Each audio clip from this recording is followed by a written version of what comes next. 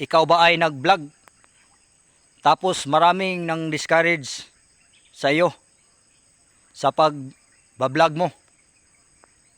Huwag mo nang pakinggan yan, yung mga sinasabi nila. So dapat ituloy mo lang yung pag-vlog mo. Katulad sa akin, nung nag-umpisa pa ako, maraming nang discourage, nang lait. Ang sabi, maabutan daw ng siyam-siyam. So hindi ko pinakinggan. Itinuloy ko ang pag-vlog. So binaliwala ko na lang yung mga sinasabi nila. So kung ginanyan kayo ng mga kapitbahay nyo, hayaan nyo lang. Huwag nyong pakinggan. Basta ituloy nyo lang ang pag-vlog.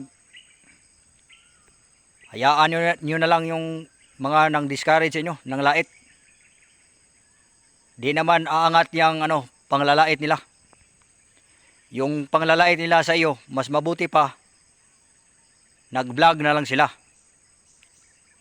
kaysa mga lait. Yung panglalait nila, wala silang mapala dyan. Di angat ang buhay nila.